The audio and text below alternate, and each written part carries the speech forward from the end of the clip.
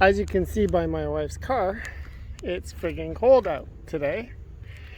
It's like it was -9 this morning when we got up. It's probably to -5.